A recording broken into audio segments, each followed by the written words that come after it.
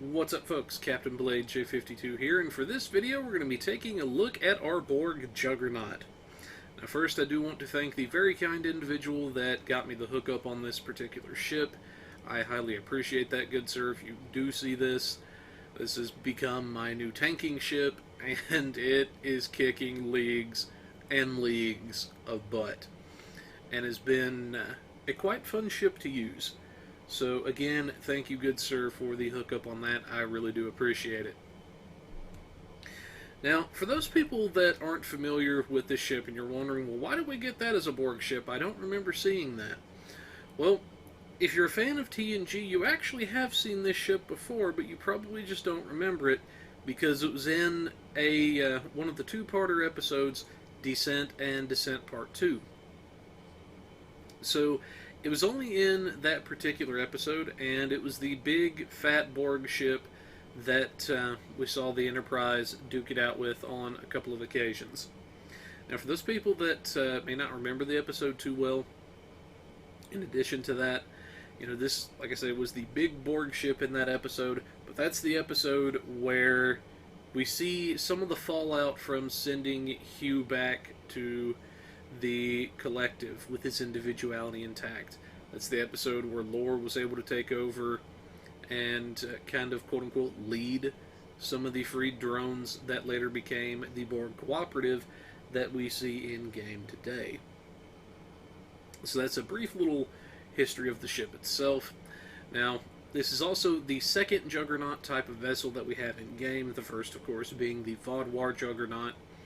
And I have to say, so far, and we'll get into this as the video progresses a bit more, but this has become my main tanking ship, like I was saying a minute ago, even above and beyond my Borg Juggernaut. And for me, this has become, because of the tools that it gives, the superior choice for tanking, at least for the way I like to build. Now, that's not to say the Borg Juggernaut is a bad ship. By no means am I saying that. It's just, for me, for the way I like to fight, the way I play, this ship gives me far more tools to work with than the Borg ship does. And also, it's a lockbox ship, so it's going to be a lot easier to obtain for people that want a Juggernaut type of vessel and that want to say, hey, I got the Borg ship, that kind of thing.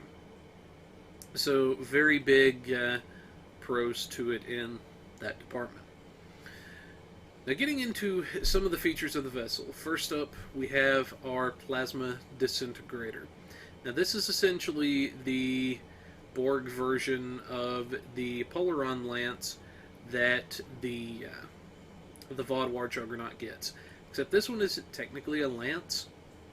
If you've paid attention to the big command ships or the pickle ships anytime you've been fighting them in game, if you've ever paid attention to those giant fat plasma torpedoes they shoot at you on occasion, that's essentially what this is a giant ball of plasma energy that you fire at the target. Anytime this passes close to a target, they're going to eat a chunk of plasma damage, and a pretty good sizable one too. And whenever it actually hits the target, they're going to eat even more plasma damage. So this particular weapon, especially if you're a plasma user, can hit very, very hard. And when used at the right time, can wipe out a foe completely. Now, whenever I was testing this out, I managed to get a really strong hit in whenever I fired this off in Khitomer Vortex Advanced. I was testing it in Khitomer Vortex just, I guess, to try it in a different location than some of the ones I normally use. And I managed to get a hit on Dinatra in an open shield facing while she was at 68%. And she went from 68% to 1%. That's how hard of a hit this was. So, used at the right time, this can be a very, very devastating weapon. Now, getting into some of the other features of the ship, we'll go ahead and look at our mastery and get started with our equipment. Now, we're over here on the Tribble server at the moment to kind of make this easier for, some of the recording and such. Now, first up, we have the Devastating Weaponry, which is a bit of free critical chance, enhanced weapon banks for free severity, rapid repairs for a little bit of healing, Then finally we have the enhanced weapon systems for a free bit of Cat 1 boosting to energy damage and kinetic damage. Now, one minor little nitpick I do kind of have with the ship is that there's not any built-in kind of damage negation in the mastery like we might see with some other vessels. So I kind of wish this rapid repairs was one of the mastery ratings that actually gives you a bit of energy damage or kinetic damage reduction. I understand why they didn't give us that in addition to all this, because that would be kind of overpowered. But it would have been something I would have liked to have seen. But like I'm saying, I understand why they didn't do it, but that is kind of sort of a minor little nitpick if I did have to pick something on this ship. Next we have our enhanced nanite generation, which is our trait for the vessel. When using a captain or bridge officer heal on yourself, doesn't matter whether it's hull or shield, you enable the regenerative nanites for 15 seconds, which grants anywhere from 25% up to 125% of your maximum hull regenerated per minute. Now it's currently at 25 for me. Now, I have to say, this is a fairly nice trait to have if you want to pick up some additional healing, because it essentially allows you to double dip on your healing powers. Now, I personally, for the way I build, didn't think that my build was the best choice to bring out the potential of this trait, because although I have good bits of regen in the ship for whenever I need it, that's not the primary focus of the way I tank. I'm more towards the middle of the tank spectrum. I don't build towards the regeneration side of the spectrum that much, or as much as some other people might. So I didn't think, for me, it was the best choice for a trait. But if you're somebody that wants more regen in the ship, you need the extra regen, this is a good trait that you might want to consider. But getting into our equipment, and then we'll look at our bridge officer powers, our inspiration mechanic and stuff. First up, we have the Romulan plasma beam. Now, this is from our Romulan reputation, and this is the weapon that initially, when it was first released, before the rebalance, did not actually drain weapon power whenever it fired. It had the distinction of being one of the few weapons in game that actually didn't drain weapon power. That little bit has since gone away, and it now will actually drain weapon power to fire, but even then, in today's game, it's still a very nice hitting plasma beam in my opinion, and gives you some very nice benefits. Now, you can also tie it in and pick up the 2-piece bonus if you did want to do that with the 0-point console, and still fairly decent. But overall, I like it because I think it's a good beam. You also get the standard plasma proc and the -10 all damage resistance consistent with disruptors. So it is a hybrid beam as well. Next, we have our advanced piezo plasma beam, with plasma being the alternate energy type for the Lucari rep.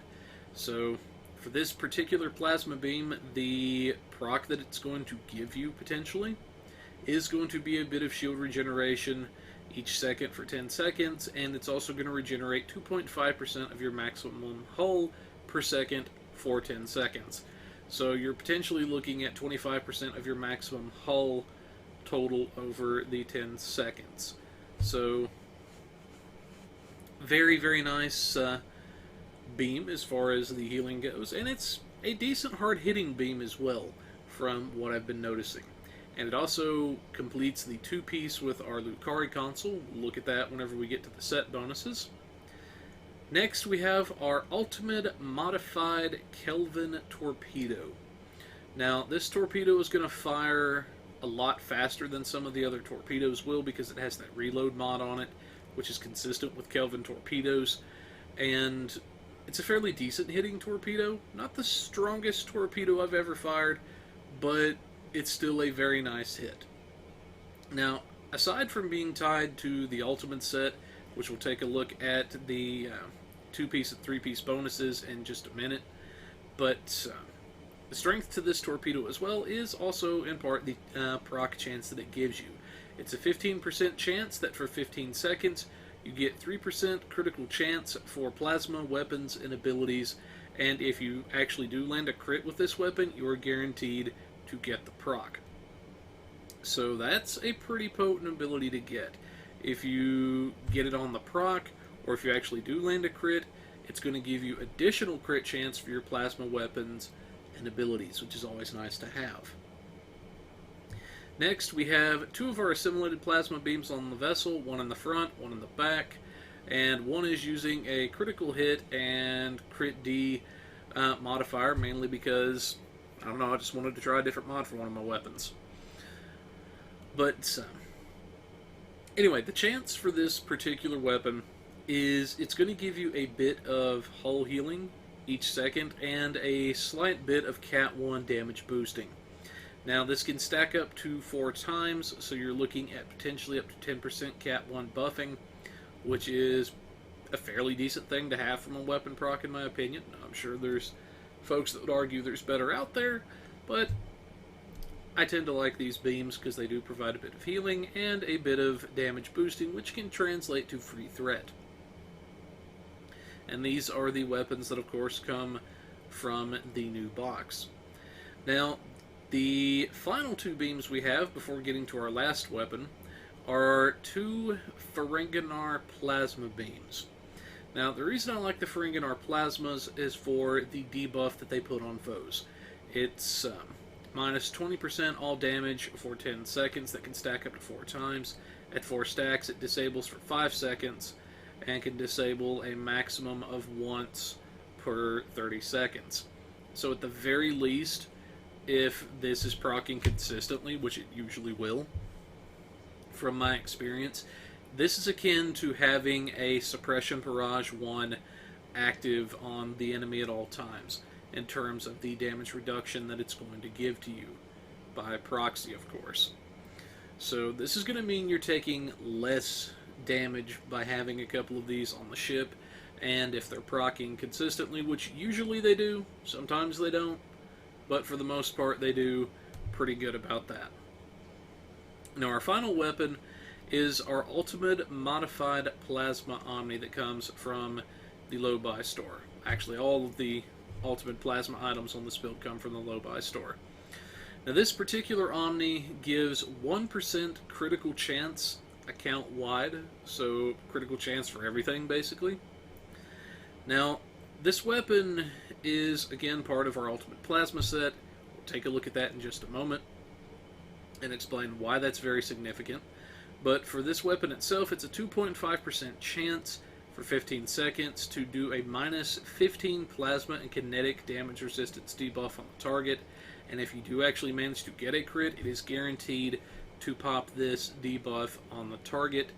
And one of the downsides at the moment is you can't actually re-engineer this weapon. You can re-engineer the torpedo, which is kind of confusing. But overall, this is also your second Plasma Omni for people that like to use plasma weapons out there.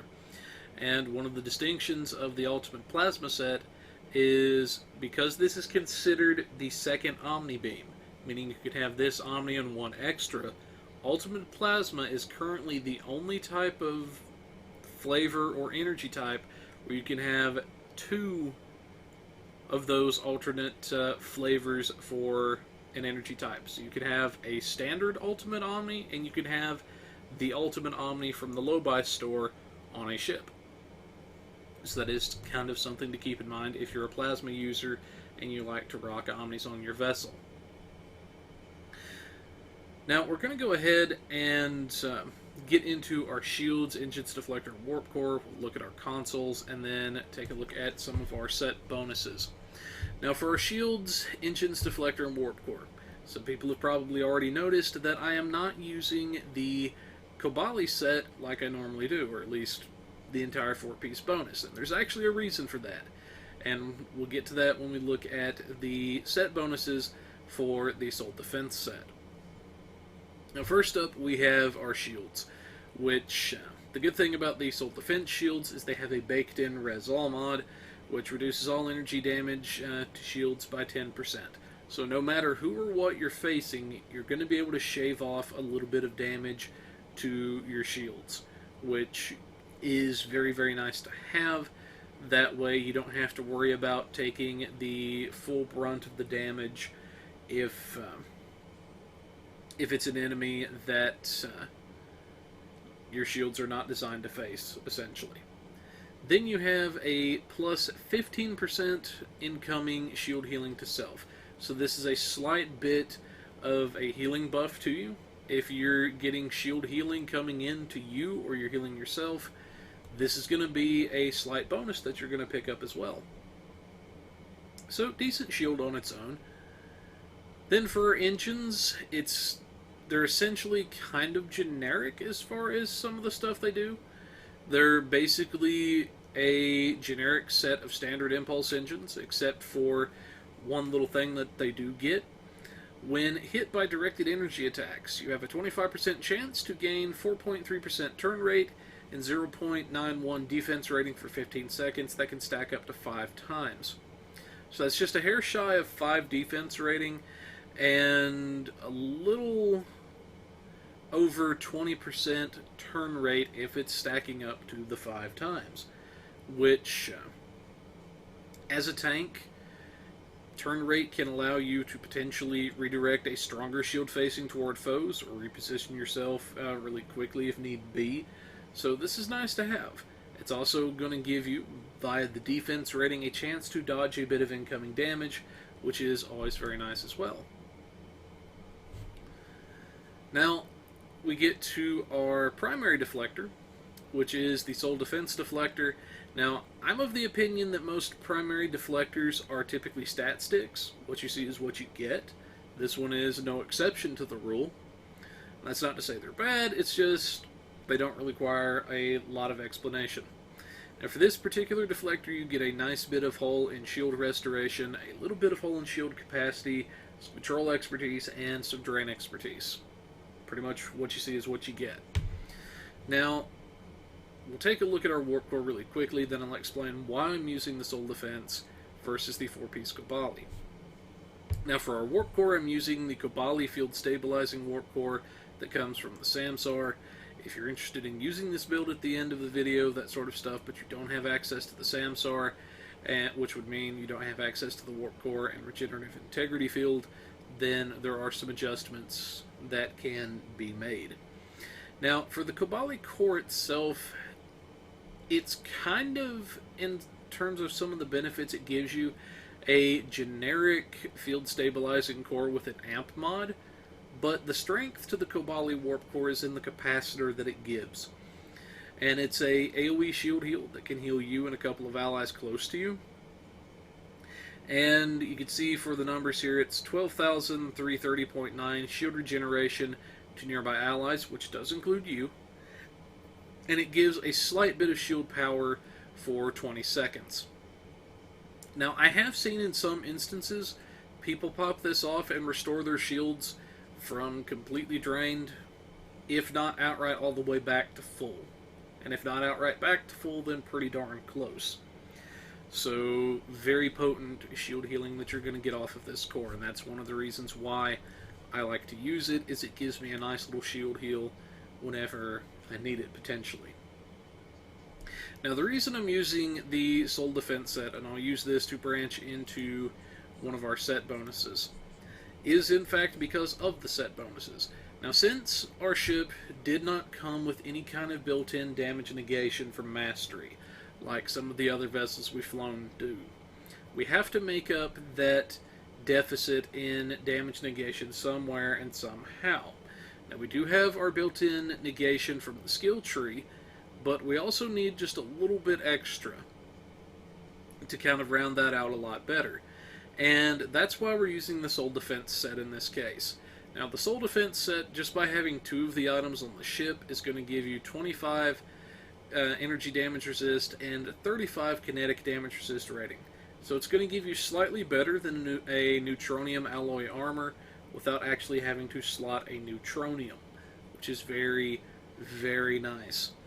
So that's kind of how we're making up for the fact that it doesn't have built-in negation on the ship itself, and kind of plugging that hole a little bit in a way that the Kobali 4-piece simply was not going to give us. That's not to say that I still don't like my Kobali 4-piece. I absolutely love Kobali 4-piece as a tank.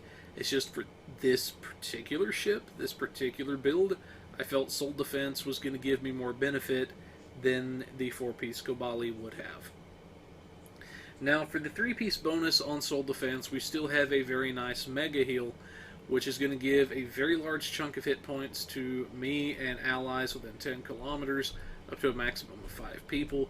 This can additionally cascade slightly into their fighters as well. You can see that on our tooltip.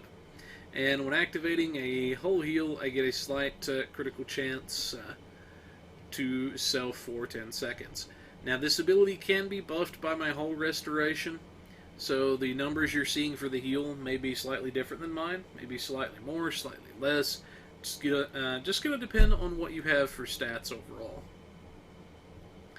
So that's why I'm using the Soul Defense set in this case, is essentially it allows me to make up for some of the shortcomings of the ship. Now, as far as devices go, I typically think of them as personal preference. There is no right or wrong answer to what to use, but you do have some choices of some very good devices out there.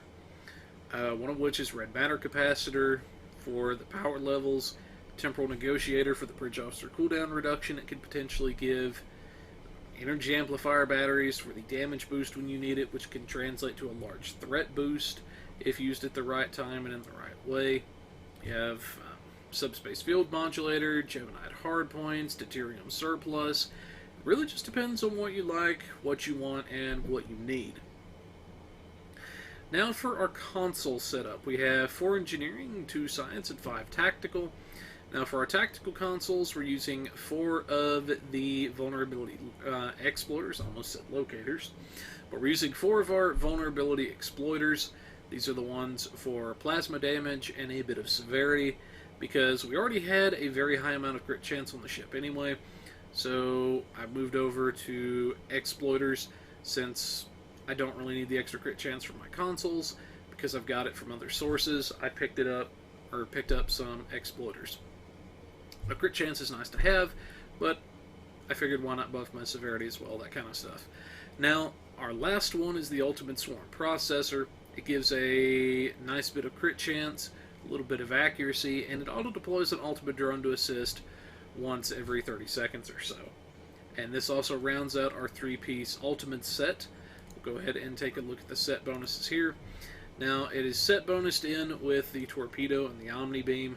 Now, the 2-piece bonus isn't necessarily the strongest out there, but it is extra damage going out. On a critical hit, or whenever you miss a target, you fire a bolt of plasma damage at the target up to a maximum of 2 per second, which can be buffed by your weapon training, energy damage, and long-range target sensors. So it's not the strongest thing out there, but it is going to be a slight bit of extra damage going out.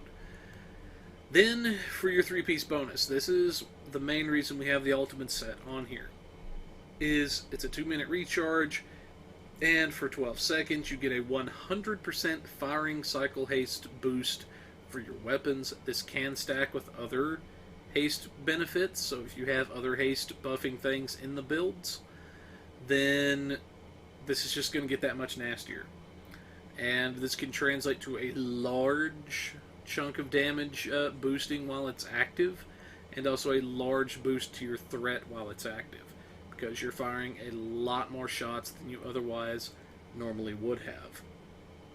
So that's why we have that for our weapons and some of our attack consoles. Now, looking at science really quickly, we have our Temporal Disentanglement Suite for the shield capacity buff, the chance and severity buffs based on aux power, and the shield resistance that it's going to give, meaning a slight bit of reduced damage.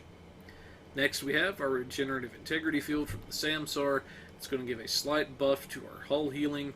It's also going to give a nice chunk of healing up front, as well as whenever we're firing our weapons, we get most of that back is healing as well. Now there is a healing cap and a healing floor on this, so that tooltip is slightly misleading.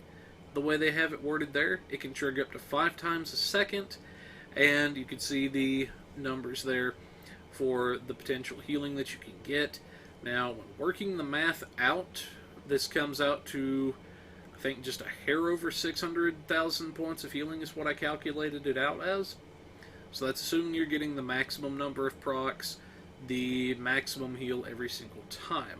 But even if you don't get the max, this is still going to be a very potent heal for you that is going to keep you alive in most cases, as long as you are firing your weapons. Then for engineering consoles, we have our binaural and fusion circuits. Gives a little bit of hull capacity, control expertise, and a very large buff to critical severity. This is still the most potent buff you're going to get from severity off of a single console in game at the time of filming this. So definitely pick this up if you want some severity.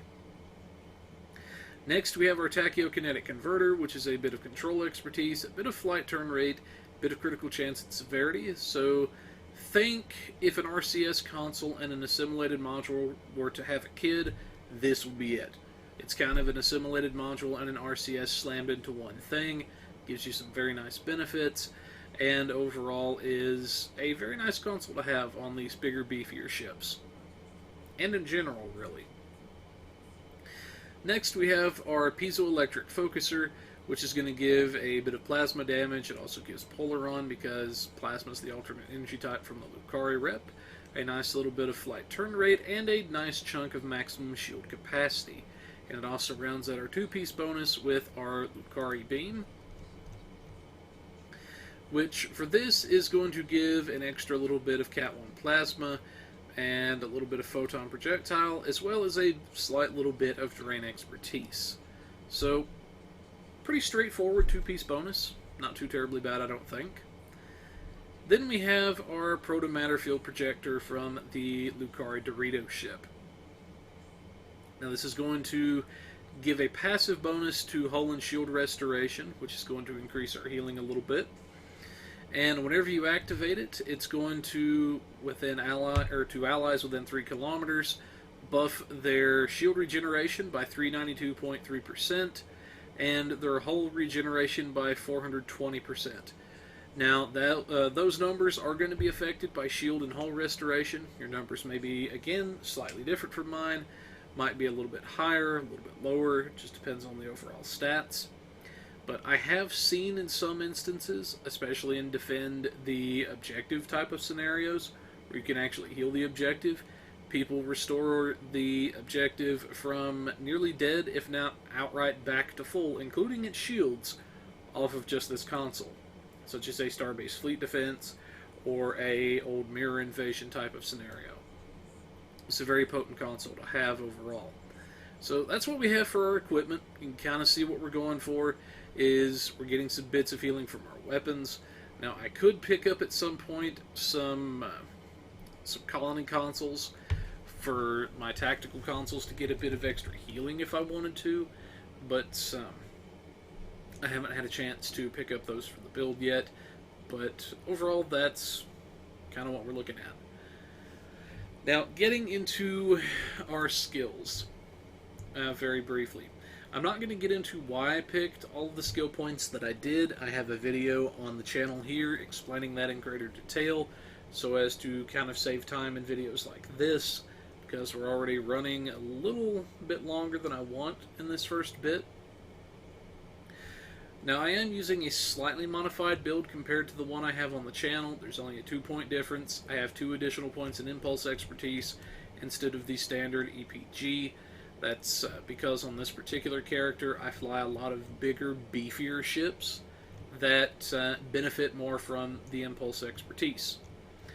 Now, the one thing I will say for tanks out of your skill tree is if you're wanting to tank, the only thing I really consider mandatory is the threat control down at the bottom that you could pick up, because that is free threat generation for you. Otherwise, if you want to know why I picked the certain skill points that I did, I recommend watching the video here on the channel, as that'll explain in far greater detail as to why without taking up too much additional time here.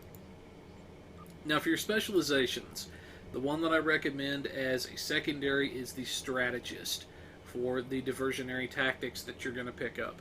This is going to function basically as an AoE taunt for you, which is going to let you pull off of your teammates whenever you need to, as well as slightly buffing your threat for the duration of the ability. So a nice little, oh crap, I need to get the enemy's attention type of thing. Now, for your primary specializations, you have two specializations in particular that I usually recommend. There is no right or wrong answer as to which one to use. It's going to depend on your given situation and where you think you are with your build. Now, if you think you have enough healing or damage recovery and damage negation in your build already, and you want to focus more on your threat generation, then I would say go with Intel as your primary spec. It's going to give you some nice damage increasing benefits, as well as letting you dodge a little bit of damage at the same time. So, if you want something more damage oriented, consider Intel as a tank. Now, if on the opposite end of that token, you think you need a little bit more recovery, a little bit more negation, then go with Miracle Worker, because it has some nice healing and damage reducing benefits. As far as to which one is right for you is going to depend on where you think you are with the build. Do you think you need the extra healing and negation?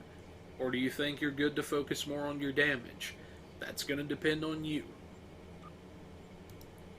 Now, looking at our traits really quickly, we have our Beam Barrage for free beam damage, since our beams are our main source of damage. Elusive for free defensive value, going to make our ship harder to hit. Point Blank Shot for some Cat 2 damage boosting, since I usually stay kind of close to the targets anyway. And that's going to give me extra threat gen based off of the extra damage going out. We have Beam Barrage for from our R&D crafting traits, which is going to be free beam damage. Last Ditch Effort, which is going to add a damage resistance rating to our Go Down Fighting while it's active. That is a tactical career specific, as well as our Good Day to Die, which is going to let me use my Go Down Fighting at any hull capacity. Now, both of those, can't talk this evening apparently, both of those are tactical career specifics. There we go, finally got it out. And if you're not a tactical captain, but you want to use the build, there are some substitutions you can make for Last Ditch Effort and Go Down, Go Down Fighting, and a Good Day to Die. It's one of those nights, people, I swear. Then we have our Fleet Coordinator for a bit of free damage based on how many people are in the team, up to 5 people and a 10% maximum buff. Then we have our Context is for Kings.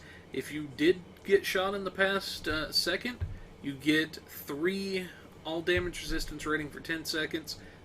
If you did not get shot in the last second, you get a 1% bonus all damage rating for 10 seconds. So either they give you some damage negation, or they give you some damage buffing to kick them in the face that much harder. So either way, you win in this case. Then we have the Terran Target Systems, which is 15% critical severity for free, just by having this slotted. Now there is a slight downside to it. Incoming critical hits reduce your speed by 10% for 5 seconds, can happen a maximum of once every 15 seconds. So there is a slight little downside to it, which I kind of expected for this trait, but overall can translate to some nice threat boosting. Finally, we have Repair Crews, which is a stacking trait that can stack up to 5 times.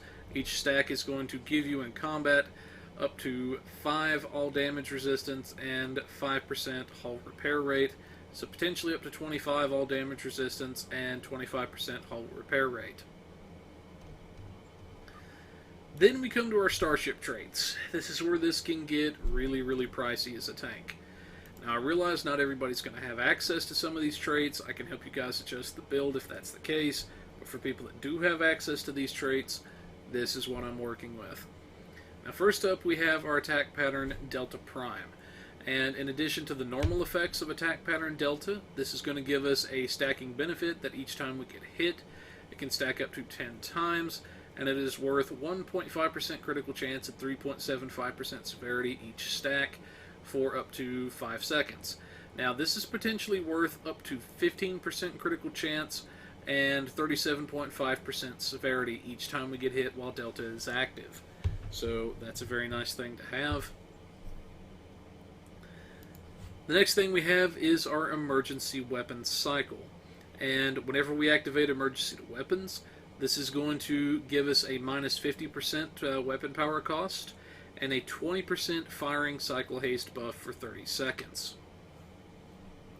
So this is going to translate to free damage and free threat. Next we have our History Will Remember. Now this is a stacking trait. Each time you take damage, it's going to give you 1% all damage, 1% hull regen, 1% maximum hull, and 10% threat generation while you have Threatening Stance active. Now this can stack up to 30 times and will only drop off of you once your map change.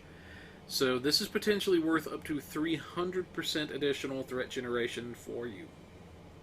Now if you have your Threatening Stance, your threat control from the skill tree, and this, that is 600% threat generation that you're getting off of your damage right there. So that's a 600% threat multiplier.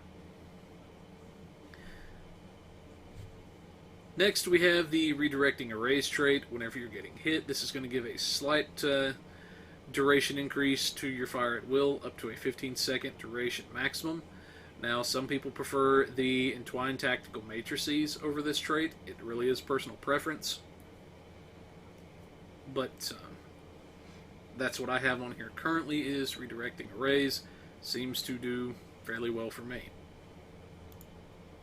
Next we have our Weapon Emitter Overdrive, and this is one of the pricier traits because it does come off of the Borg Juggernaut.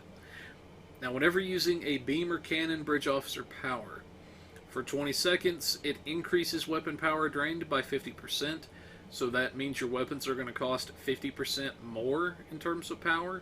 You also get a 10% critical chance buff to directed energy weapons and plus 50 accuracy. So one thing to keep in mind, if you have your emergency weapon cycle and the Weapon Emitter Overdrive on the same ship, and they both proc, the weapon power cost modifiers are going to cancel each other out, but you're still going to be left with the firing cycle haste benefits and the critical chance benefits. Now, getting to our space reputations, we have our Precision for free critical hit chance, Advanced Target Systems for free severity, our Tyler's Duality for a bit more critical chance based on hull capacity, Magnified Firepower for a free Cat 2 damage bonus, and Energy Refrequencer for a bit of healing based on our outgoing damage. Now, I have seen in a lot of cases for Energy Refrequencer where that can actually out-heal the Kobali console and the Dorito console combined over the course of a run. Now, that's not always the case, but in a lot of instances I have seen that. For active reputations, they really are personal preference, but some of the ones I've had good luck with are the Quantum Singularity Manipulation for the science buffing it gives you in the temporary cloak effect, Anti-Time Entanglement for a nice little AoE kick in the pants and slow to foes, and can also function somewhat as a zero distance power, since the source of damage is going to be right on top of foes. Then finally, our Biomolecular Shield Generator, which is going to be a nice chunk of shield regeneration per second while you're inside of it, and a nice chunk of shield resistance, meaning you're going to take less damage to your shields. So very nice abilities to have from active rep. Now, getting into our duty officers really quickly, then we're going to look at our buffs and our inspiration mechanics and move on to the Beta Thoridar and our Japori runs and that sort of thing. Now, for our duty officers, first up, I'm using one of the ones for critical chance at the moment. It's because that's what I had on me. Then we have our... now some people might prefer a critical severity doff. Just kind of depends on the person, really, where you're at with each. Then we have our emergency con duty officer. He's going to recharge our evasive maneuver cooldowns, if not outright reset it. Whenever we use emergency power to engines, we can pick him up from the Phoenix box for a very rare token. Next we have a ZMOC, which is going to reduce our recharge time on our attack patterns, Beta, Delta, and Omega by 15%. Now, you don't have to have ZMOC specifically anymore. There are some other DOFs like him out there, but this is one of the more well-knowns that you can pick up. Now this is where we get into some extra threat generation for a tank, and this is the Adaku-Con duty officer. Now you can have up to 3 of him as a duty officer, which would mean 3 times the benefit. I'm only running 2 of him at the moment, but I can swap to 3 if I need to. Whenever our attack pattern Delta is active, we generate 100% additional threat for the 15 seconds. So that would essentially mean if I'm running 3 of this guy, I get 300% additional threat gen while Delta is active. In this instance, I'm running 2 copies, so I would get 200% additional threat gen. So that would mean between threat control, threatening stance, history will remember, and these 2 guys, that is 800% threat generation for me. So, if I go to 3, then that means that's 900% threat boosting for me. Now, I am testing out one of the new duty officers from the Borg box, which is the 10 of 47. And it's based off the cooperative computing. Trigger attack pattern Delta 1 by using bridge officer abilities. This officer uses tactical and pilot. Once triggered, attack pattern Delta 1 cannot be triggered again for 22.5 seconds. So if you're using attack power, you have a 5% chance to get a free Delta 1. If you're using pilot powers, it's a 10% chance to get a free Delta 1. Now, I'm actually using Delta 2 as a bridge officer power, and a Fire at Will 2, as some folks may have noticed down below, instead of using a Fall 3. There's actually a reason for that. And currently, from what I'm seeing, it's behaving as though it's locking out my attack pattern Delta 1 that I was using as my BOF power. Since this DOF is centered around Delta 1, and I was also using Delta 1 as a bridge officer power, it behaved like it was locking out the bridge officer version instead of the procced version, or just the procced version, even though it shouldn't have. So, hopefully by the time this goes up, that will have been fixed, or we'll have some more definitive data on that, but that's one of the reasons for the switch in that regard. Now getting into our bridge officer powers. Now for this particular ship, it is a primary specialization ship, meaning it gets the mechanics inherent to a primary specialization. In this case, we get the inspiration mechanics that come from the command specialization. Now as we're activating bridge officer powers, this little inspiration bar is going to fill up until we can activate one of 3 abilities. The first ability is the Turn the Tide.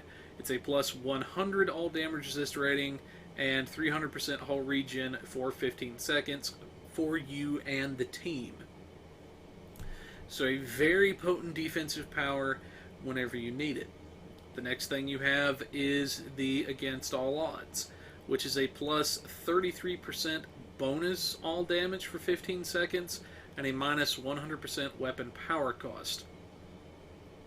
So this greatly cuts your weapon power cost and gives you a very large damage increase for yourself and your team.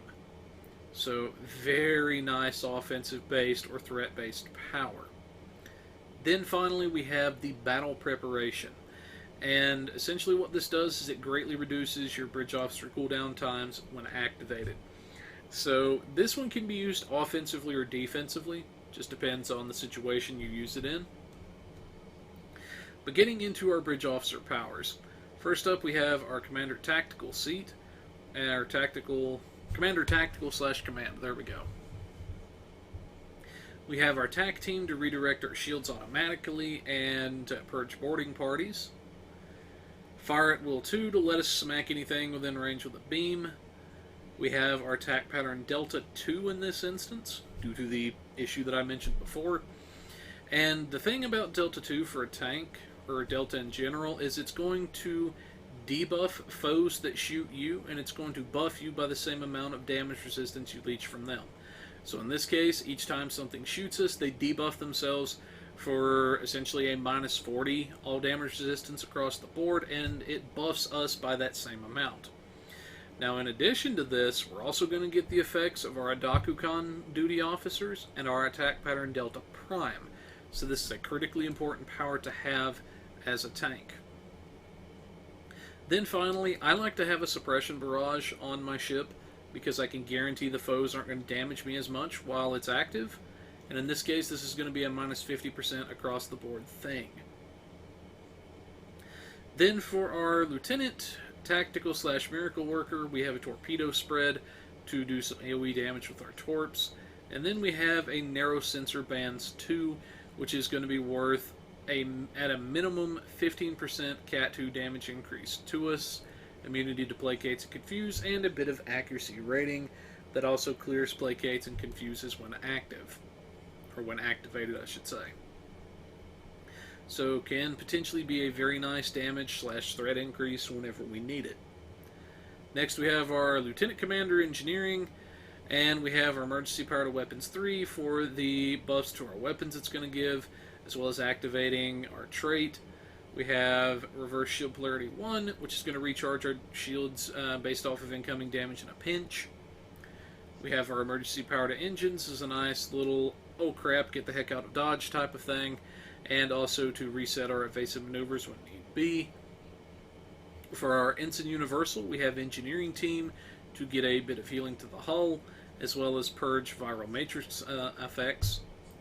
Science Team 1 for the benefits it's going to give in healing our shields, as well as removing certain science debuffs like subnucleonic effects. The Hazard Emitters 2 in order to give some healing over time, the damage reduction, and the debuff purging it gives. Then finally our Gravity Well 1 for the control effect that it's going to give. Now our Gravity Well 1 is not going to be our main source of damage like it could be potentially for a Science Captain. But in this instance we have it to kind of control the battlefield a bit better, maybe pull something away or slow something down if we need to. But overall, that's what we've got for our setup here on the ship. I know this part ran a bit longer than usual. I'm prepping some videos so I can kind of shave that time down for future stuff. But for now, we're going to take a minute. We're going to do our Beta Thoridar and our Japori runs. And I know in one segment of the video we mentioned we were going to do an ISE here on Tribble, but there were some issues. I about said idioms for some reason. I don't know why. But anyway, there's some issues that actually prevented us from being able to do that.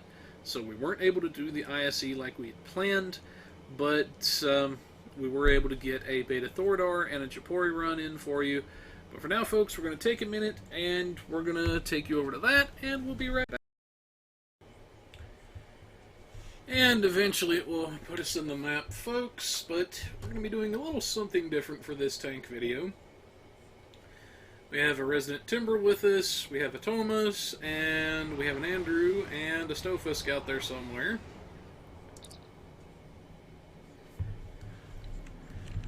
And we figured, why not have some fun with Borg ships, because one can never have too many Borg.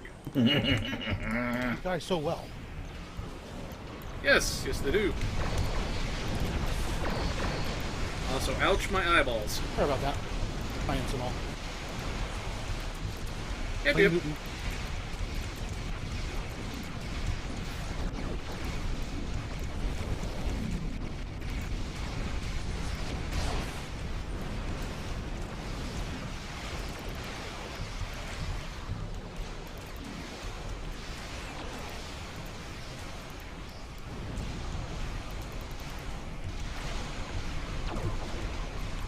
Alright, Borg Death Torpedo away.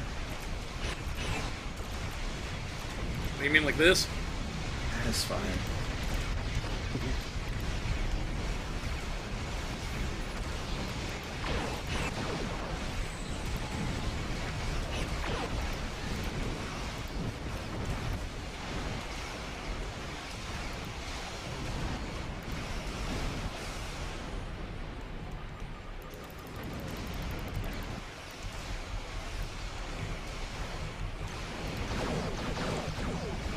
The only downside to this thing is it can be a pain in the butt to turn occasionally. It's a metric charge. Ooh. Ah, thank you. That'll That do it. will help me out. I almost died there. Wasn't expecting that. That's one reason why we use the beta thoridar is it actually hits a bit harder than japori.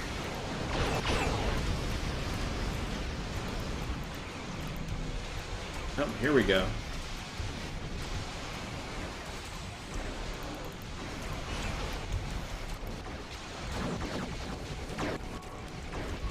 Hey.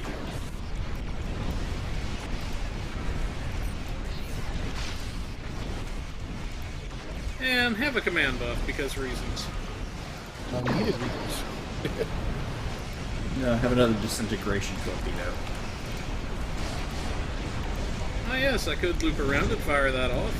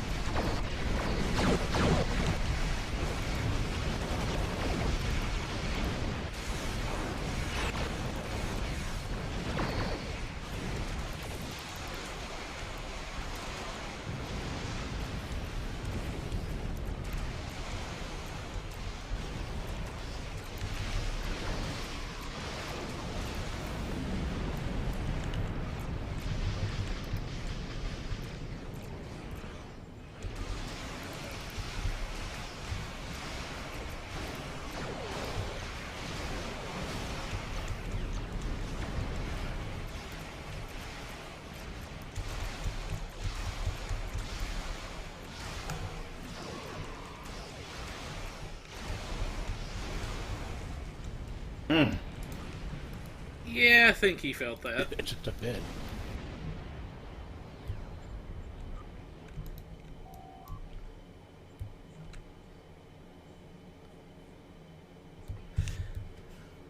Alright, folks, so ship performed rather well, I thought. One or two minor little hiccups, but that's going to happen in beta thoridar on occasion.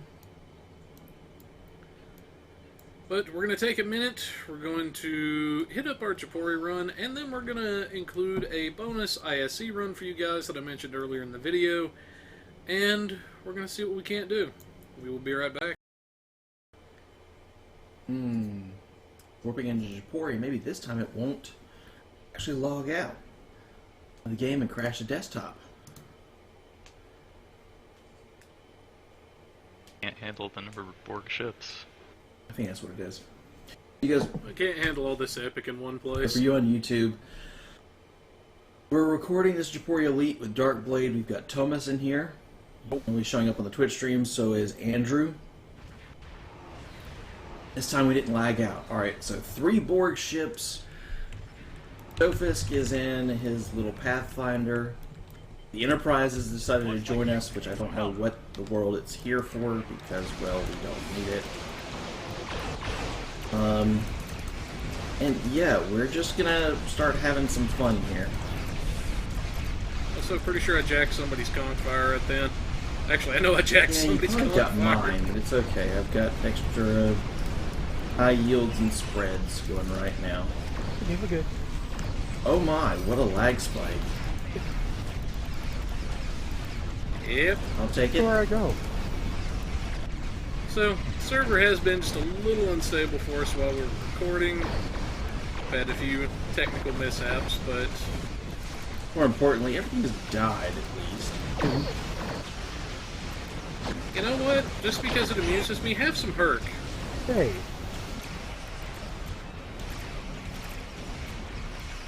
Oh, there we go. Now they're warping in front of me, so now they can dive. Efficient. Put out my command power for all you guys. Ouch. Ooh, commandy powers. Which ones you throw? Against all odds. Just waiting for everything to get back Sweet. into target range. I like smacking them. There we go, back within range. Not for long.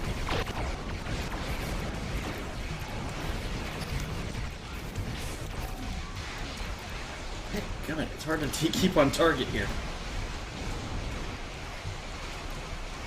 You know, do me a favor and nuke that jackass with the tractor beam.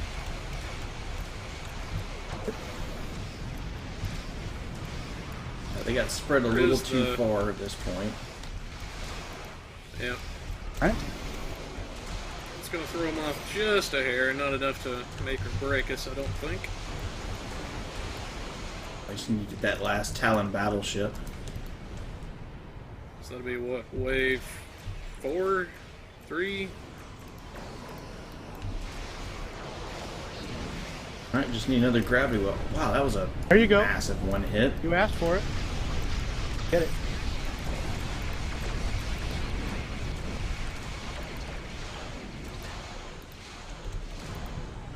Might see an explosion here.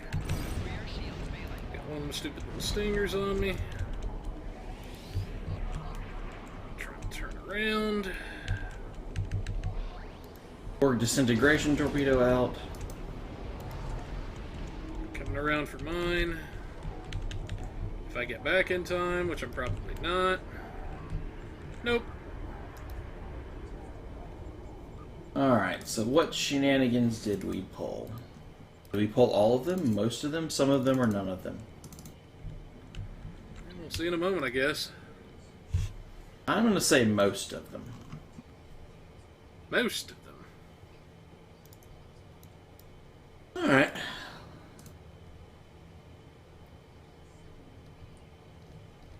Yeah, I'd say we pulled most of them. And what does the survey say, sir? Survey says Thomas pulled in 304k with his science build. I pulled in 240 with my torpedoes. So I'll actually tell you that. Let's see, Stofisk was 95, Blade was 57, and Andrew was 38. Key thing here, though, is hey. All right. It's Bark. It's apparently Borg. Yes. Blade pulled 1.1 million damage in, and he had 65% of the attacks in. And nobody came close to that except Thomas, who had 17% of the attacks in. So Blade considerably had the threat. And here in a moment, I'm going to break away from here. We're going to do the breakdown for the damage for this torpedo build, because that's the best I've done so far with torpedoes, and I like that. We'll be right back. Alrighty, folks, we've returned from our Beta Thoridar and our Japori runs, and I have to say I think the ship held up rather well. There was one or two little hiccups in there, which is going to happen from time to time in a Beta Thoridar, but overall the ship held up beautifully, I think. But let's go ahead and get into some of our numbers, and then I'll give some final thoughts. Now, first up here, you can see some of the damage breakdown, how it went. This is in a Elite Japori run. We actually did our 5-man run for you, which is something we kind of planned last minute to kind of mix it up a little bit. You can see our good buddy Thomas raked in 303k. Our good buddy Timberwolf did 240k. Stofisk 95. And then we came in at just a hair under 57. And our buddy Covert Tiger came in at just a hair under 39. So, fairly, I guess, expected damage breakdown, you might say, for what everybody was doing in there. Now, in terms of threat, you can see for total attacks in, we had 65.99%, may as well say 66%, and execute order 66. That's for a good buddy of mine out there that would be kind of disappointed if I didn't throw that in there. But joking and stuff aside, we did our job. We maintained threat. We were never in any real danger of actually losing threat in this instance. So the ship held up. It was able to keep the enemy's attention and do what we needed it to do. Now let's go ahead and bring in our other numbers from off screen here.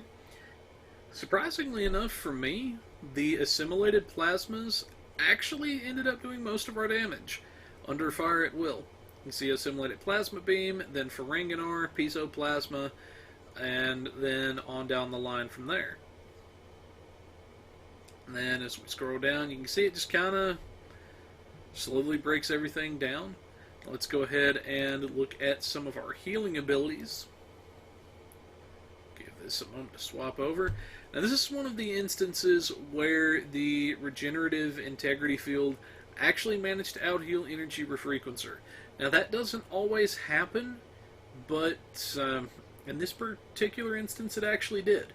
The regenerative integrity field actually healed a bit more, so did the repair nanite swarm.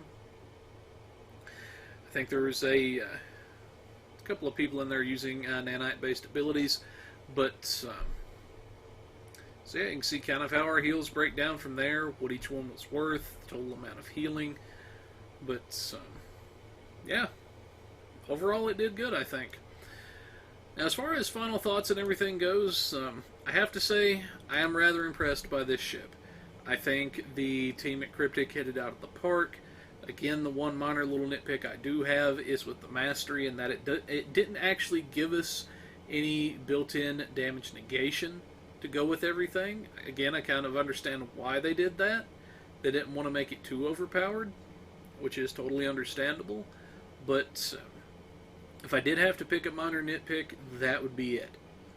But overall, the ship held up beautifully, still kicks leagues and leagues of butt whenever I need it to. So I can't really complain too much. Overall, it's a great ship. It's done me well. It's been a hit with the guys that I roll with usually. They seem to like it. And it gives me a lot of tools that the Borg Juggernaut simply didn't.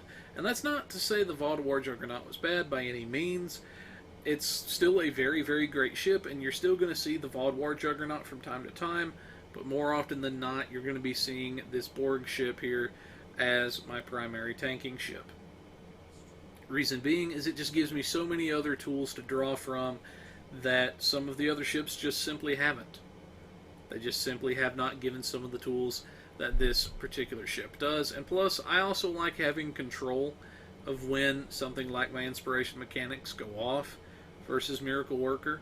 Miracle Worker definitely has some nice benefits, but I do not like the fact that I can't control when it goes off and what I get.